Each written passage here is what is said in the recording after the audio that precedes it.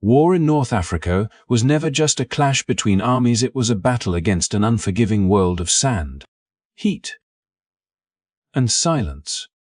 Long before tanks fired their first shells, soldiers on both sides were already fighting a hidden enemy, the desert itself. Imagine stepping into a landscape where the horizon disappears into a burning haze, where the sun feels like a hammer, and where a single mistake, one wrong turn, one forgotten canteen can be as deadly as any bullet. This was the reality of North Africa in 1941, a place where strategy meant nothing if nature decided otherwise. Sandstorms, known locally as the Ghibli, could rise without warning, swallowing entire columns in a churning red wall of dust. Engines choked. Weapons jammed. Compasses failed, and visibility dropped to nothing. Even the most disciplined soldiers found themselves humbled by a force that no general could command. The desert did not care about flags or uniforms. It attacked everyone equally, grinding down men and machines with the same ruthless indifference. Yet it was within this harsh environment that some of the most dramatic moments of World War I unfolded. Commanders planned bold maneuvers while trying to survive temperatures that could cripple an army. Vehicles meant for Europe struggled across endless sand, and supply lines stretched so thin that every drop of water, every liter of fuel, became a lifeline. In today's episode, we step into this brutal arena to uncover the challenges, the decisions, and the sheer human endurance behind the North African campaign. If you enjoy deep dive history told with clarity and passion, make sure to like this video, subscribe to the channel, and turn on notifications so you never miss a new story. Your support helps us bring history to life, one forgotten battlefield at a time. As the desert continued its relentless assault on every living thing that dared to cross its vast, burning expanse, the human struggle within it grew even more intense. Rommel, newly arrived and still learning the personality of this harsh landscape, understood quickly that survival, let alone victory, required boldness, adaptability, and speed. The desert punished hesitation. It demanded movement, intuition, and a willingness to gamble. And so, while his enemies believed that any significant Axis action remained months away, Rommel began reshaping the battlefield with a pace and determination that few expected. He shifted his headquarters forward, not out of recklessness, but because the desert rewarded those who stayed close to the action. Long distances meant long delays, and long delays meant lost opportunities. Rommel refused to let the desert slow him. He pushed his staff, his equipment, and himself ever closer to the front, reducing the time between reconnaissance, decisions, and action. In a region where visibility could vanish in a heartbeat, and where the landscape changed shape with every windstorm, this proximity transformed into one of his greatest advantages. Securing the Marauder Oasis became a key step in tightening his control over the terrain. The Oasis was more than a small patch of green in a world of burning sand. It was a gateway, a supply point, and a shield against the unexpected. Whoever held Marauder could prevent flanking movements across the rough ground south of the Salt Lakes, a region where armored units risked becoming bogged down or lost. When German troops arrived and found it abandoned save for the fading tracks of a British patrol that had narrowly missed them, the value of the location became immediately clear. Rommel now had another well, another airstrip, and another foothold in the south. Every advantage mattered, and he was collecting them one by one. Meanwhile, new German armored units were making their slow, grueling way from Tripoli toward the front lines. Their journey through the desert was punishing, engines clogged with dust, supplies strained, and crews fought the heat as fiercely as they would later fight the enemy. Yet their arrival meant that Rommel was no longer relying on Italian armor alone. With fresh panzer battalions joining the front, he had the momentum he needed to seize the initiative. Even though their journey took time, their presence signaled a shift in power across the region. On the other side of the lines, the British misjudged the situation. Victories from earlier months had given them confidence. Perhaps too much. They believed the Axis needed far more time to recover, reorganize, and prepare for any major operation. They assumed that German forces, untrained for desert warfare and still dependent on long supply lines, would not be capable of rapid movement or decisive action. What they did not fully understand was Rommel's intuition for exploiting gaps, his insistence on speed, and his ability to adapt to unfamiliar terrain with remarkable ease. What emerged from these moments was a quiet, steady shift in momentum. While the British believed they still held the initiative, Rommel was already shaping the coming battles, positioning his forces, studying the desert, and preparing to strike long before anyone expected him to. The relentless environment had not slowed him.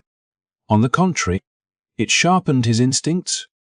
In the silence of the desert, amid swirling dust and scorching winds, the stage was being set for a confrontation driven as much by bold choices as by the unforgiving landscape itself. The deeper the campaign pushed into the desert, the more the landscape itself became an opponent, quietly grinding down the German advance long before enemy fire ever reached them. What had looked like smooth golden plains from a distance revealed a cruel truth once the columns moved in. This was a battlefield where machines aged years in a single afternoon.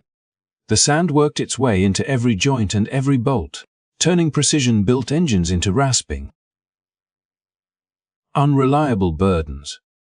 Tanks that had once symbolized speed and discipline now cuffed, overheated, and stalled at the worst possible moments, their crews forced to climb out under the punishing sun to coax them back to life. The desert did not discriminate. It punished everything metal and living with equal indifference. Even the supply trucks' lifelines for any advancing force shook themselves apart along the long, exposed roads stretching all the way from Tripoli. Every kilometer added to the journey meant another vehicle slipping into disrepair. Another delay, another unit left waiting for fuel, water, or simply a spare part that might not arrive in time. The soldiers felt this strain just as sharply. They had come prepared for war, but not for a world where the sun could scorch through uniforms, where the air swallowed moisture faster than canteens could ever be replenished, and where the simple act of marching felt like wading through an endless sea of dunes. Proper equipment was scarce, goggles clouded with dust, boots split open at the seams, and clothing that had been designed for European climates offered little protection from a heat that seemed to radiate from every direction. Water, the most essential resource of all, became a constant worry. Rations were never quite enough, and even when they arrived, the food had often been shaken to crumbs or baked into something nearly inedible by the relentless heat. Yet the troops pressed on, creating an uneasy rhythm: advance a little, repair a little, hope that the next crest of sand did not hide another mechanical collapse waiting to occur. Despite these hardships, the story of this campaign had already revealed how much the terrain shaped every choice. Every maneuver, every moment of hesitation or boldness. Earlier victories had come at a cost. Victories built not just on tactics, but on the sheer willpower of men pushing themselves beyond what their bodies should endure. The desert reminded them constantly that strategy alone did not win these battles. Persistence did. The breakdowns that plagued the vehicles became more than technical problems; they were symbols of a larger struggle, a visible sign that the environment was wearing down the offensive piece by piece. Crews learned to anticipate trouble long before it arrived, listening to the engines with an almost instinctive sense of foreboding, knowing that even a minor failure could leave them stranded miles from safety. As supplies stretched thinner, each unit understood that the long journey from Tripoli was both their lifeline and their weakest link. Every day the supply chain grew more fragile, more vulnerable to disruptions, and more exhausting for the drivers tasked with navigating terrain that respected neither skill nor rank. The story of the campaign tightened here, pulling together every earlier thread: the daring advances, the moments of hesitation, the shifting momentum, until they converged on this central truth. Success hinged not only on combat but on endurance. The desert demanded resilience from everyone, from the commanders planning each move to the mechanics working with limited tools, to the soldiers who faced the heat with no guarantee of when relief might arrive. In this unforgiving landscape, every breakdown, every delay, every missing ration became another reminder that the greatest challenge was not always the enemy ahead, but the land beneath their feet. Even as the desert continued to expose every weakness in the Axis forces, something remarkable was beginning to take shape among the troops. What had started as a desperate struggle against sand-choked engines, blistering heat, and fractured supply lines slowly transformed into a process of adaptation, a hard-won education in desert warfare that no classroom could have provided. Lessons learned were immediate and often unforgiving. Tanks that overheated learned to move in rhythm with the shifting temperatures of day and night. Trucks were reinforced and maintained with a new rigor, and supply lines were redesigned to exploit every small coastal port, every navigable stretch of terrain that allowed faster, safer movement.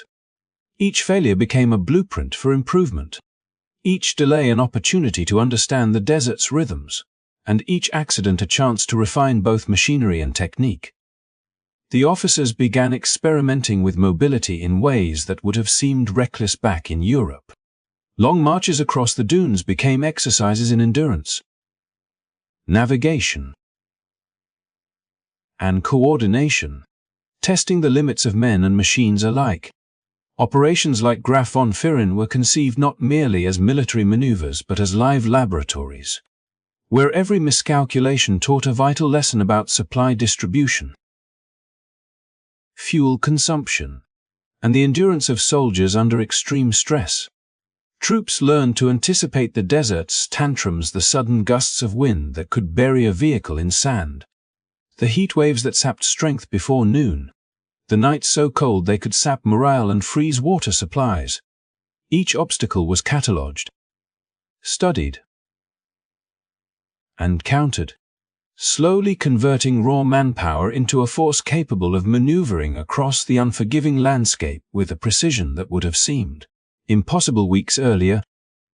Rommel, watching these incremental changes, understood instinctively how to turn the environment into an ally rather than an adversary. Where once the desert had been a third combatant, acting against both sides indiscriminately, it could now be used to favor those who had learned its patterns. Open plains became corridors for rapid tank movements. Shifting dunes were studied to predict enemy routes, and supply depots were positioned to allow armored units to strike swiftly and then retreat before the desert could take its toll. Even the smallest adjustment, a reinforced wheel, an improvised shade for a water depth, a night march time to avoid the peak heat, translated into hours of operational advantage. What had been chaos was slowly becoming choreography, a dance of men, machines, and sand that tested skill, foresight, and nerve. By the time the Axis forces advanced toward Marada and beyond, they were no longer just enduring the desert, they were beginning to exploit it.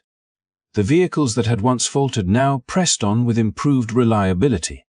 The soldiers moved with growing confidence, and the command structure adapted to the realities of long-distance coordination under extreme conditions. Every lesson learned in Graf von Firin, every adjustment made along the supply routes, every successful armored maneuver through open terrain served to reinforce a crucial truth. The desert, once a relentless adversary, could become the ideal stage for the kind of rapid, decisive armored warfare that Rommel had envisioned from the start. What had begun as a battle of survival was evolving into a campaign of mastery, with the harsh, unyielding sands shaping not only strategy but the very character of the troops who dared to command them. While the Axis forces wrestled with the desert, adapting slowly to its unforgiving demands, The British were quietly assembling an invisible arsenal that could tip the scales of the campaign in ways that raw firepower alone never could.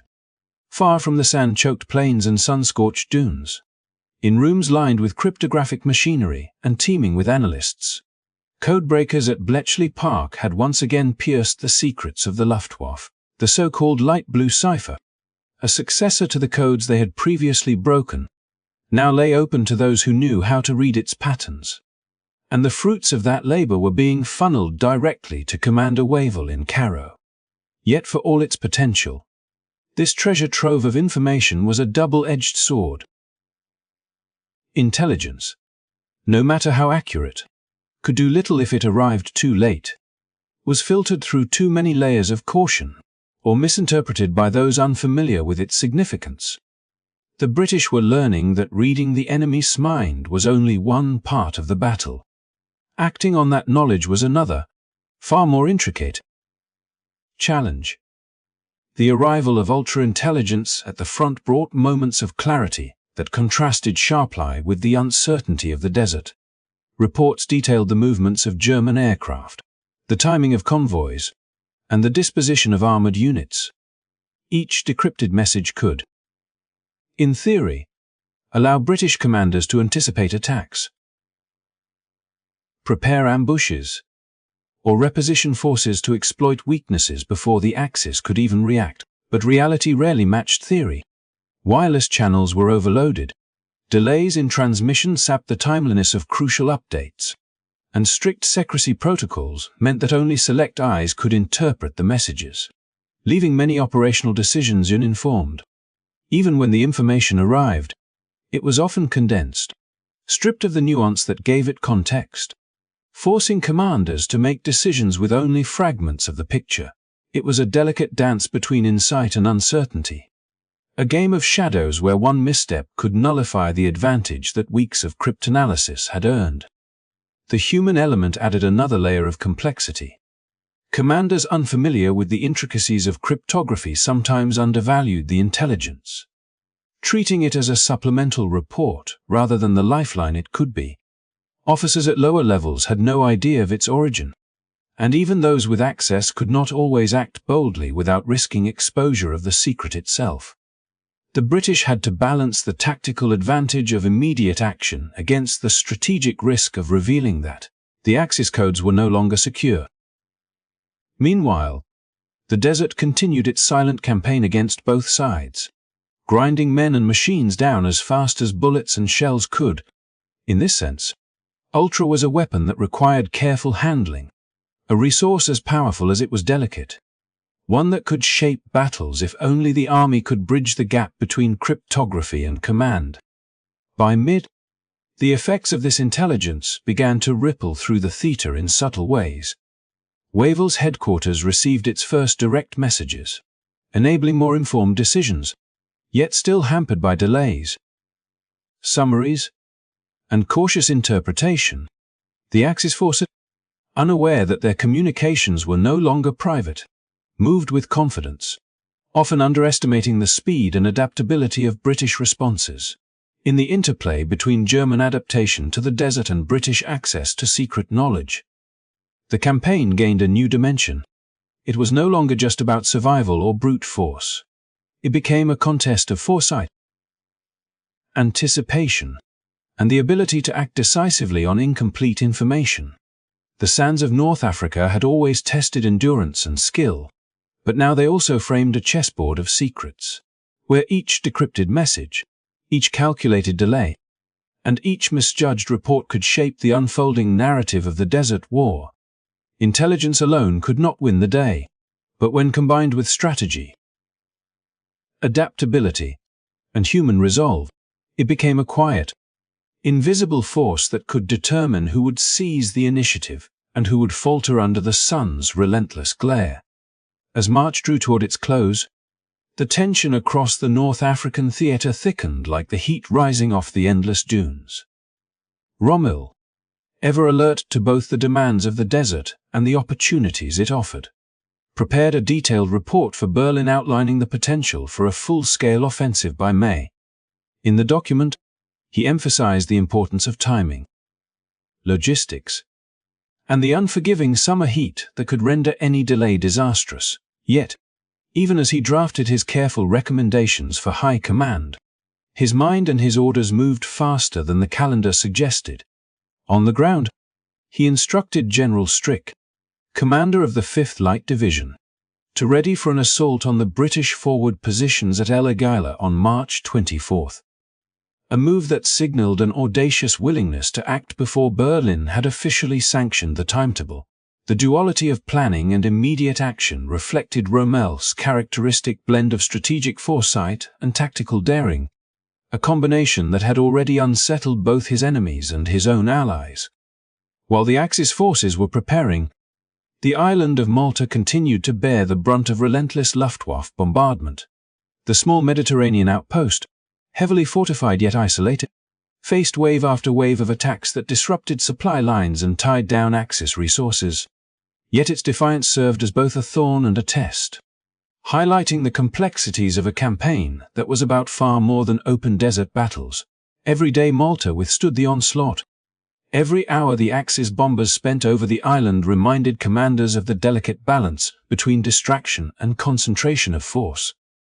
And every missed opportunity underscored how timing, intelligence, and boldness interplayed in this sprawling theater of war. In the larger picture, the stage was set for a confrontation that would test the skill, endurance, and adaptability of all forces involved. The Axis had endured the desert's punishing climate, refined their supply lines, and begun to turn the environment to their advantage, while the British had harnessed the power of ultra-intelligence, learning to interpret the enemy's movements even if delays and secrecy limited its immediate impact.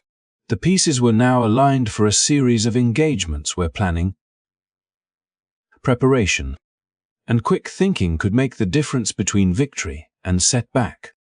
Rommel's early push on March 24 hinted that the next chapter in this desert campaign would be defined as much by surprise, initiative, and audacity as by firepower alone. As we leave this chapter of the North African saga, it is clear that the desert is far more than a backdrop for military maneuvers. It is a formidable adversary in its own right, shaping decisions, testing limits, and revealing the mettle of those who dare to cross it. The lessons of March 1941 remind us that preparation, adaptability, and the courage to act decisively can tip the scales even in the harshest conditions. Thank you for joining this journey into the sands of history. If you enjoyed following the story of Rommel, the Axis forces, and the relentless desert, do not forget to like this video, subscribe to the channel, and hit the notification bell so you never miss the next episode of our WWII North Africa series. Your support helps bring history to life, one story at a time.